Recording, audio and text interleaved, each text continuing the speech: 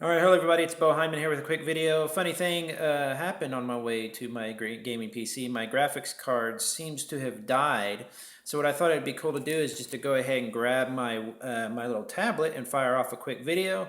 I've been thinking a lot about stuff lately as my gaming PC graphics card died. I still have access to one, don't get me wrong. But I've been thinking, how much do I miss hardcore gaming? Not so much. I still do a lot of gaming on the tablet and stuff like that. But also, I've been working on another project that really has me thinking. And I've talked about it before. That project is my lifeline or timeline project. You might just call it a really digital scrapbooking, e-scrapbooking, whatever. That's really the easier way to describe it. And what it is basically is I'm collecting moments from my life, pictures, art, writings, all the millions or so words I wrote for different, and literally a million or so words I wrote for different websites. And then I date them and I put them on a giant timeline. And eventually I'll print an actual book of this entire experience. I'll do a decade at a time and I'll have a print copy. So I've been thinking a lot lately, like, why do I want to do this? What's the importance of doing this? Why do I really care? And I think I came up with two reasons. Number one, my dog is drinking water right now.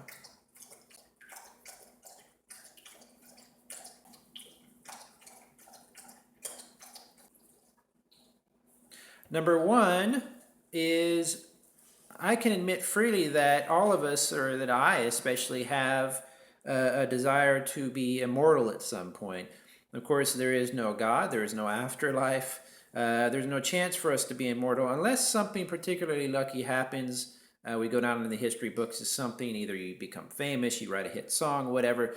But there's nowadays, because of the digital world that we live in, everything you put online or that you publish has the potential to live on forever. People can find it through search engines. It might, 1,000 years from now, it might still be there, and people, can regurgitate it or refresh it or reread it or share it or something. So, I mean, immortality is not something I really care about, obviously, because when I'm dead, I'm going to be dead. I won't be caring about anything.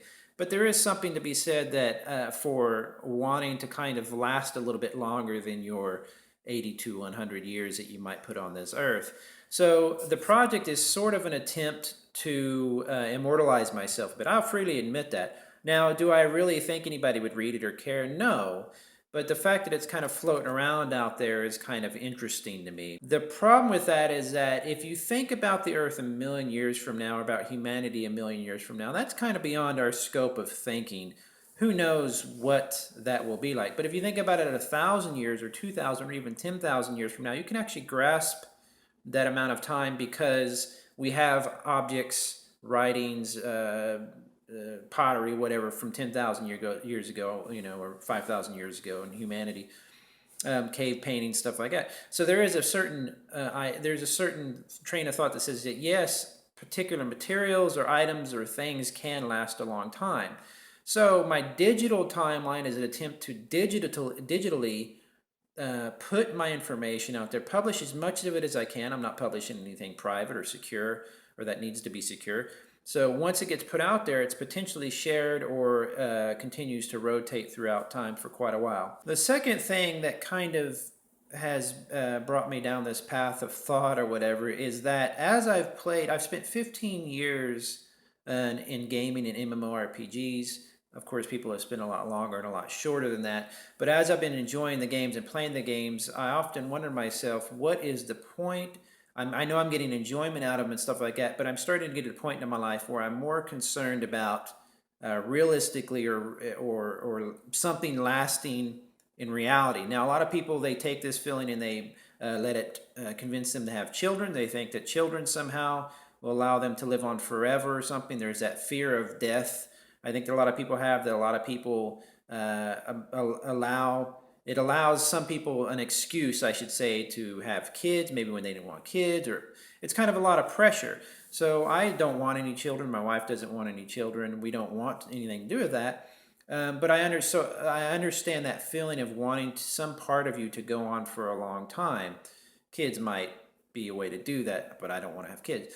So I find it interesting that as I'm playing these games and visiting these different worlds and creating digital versions of myself, and as I'm writing words and stuff like that, which part of that do I think will last forever or as close to a long time as I could possibly fathom? I think after I've done all the thinking about it, what I came down to is writings. Writings, words, uh, are probably the one thing that we have now that will last forever. Now, granted, we didn't have 5,000 years of internet and of digital goods, so we don't know how long those will last. It hasn't been proven over time yet. But I do believe that the written word is potentially the longest lasting thing we have, because you have, let's say you have a word for hot, like the word hot right now. In 1,000 years where language is different, because it will be different than modern English is now, they'll still have a word or a meaning or a picture or a symbol or a sound for the word hot. So they can translate your words into their current words, but it can still have the same impact or feeling, or at least intent that you had whenever you first wrote those words. So writing for me is the best way, I think, to ensure some sort of long-lasting impact on the world. Of course, you also have charity and giving and helping people as well. But if we're talking about on a common, just a middle-class person's level like mine, what you have the ability or the possibility of doing that will actually realistically, you don't have $1 billion to go rescue a nation or to create a foundation or anything. So what do you realistically have that you can create or do that will last a long, long time? Again, I think that it's probably writing, it's probably impacting. So even if you just write down your thoughts, but we have to think realistically about it. How will these words be transferred, and how will people be able to enjoy them later? I love the thought experiment of how will my words or my images, whether they're good or bad or whatever, it doesn't matter. How will those last forever or last a long time? What if the earth blows up in 1,000 years or something?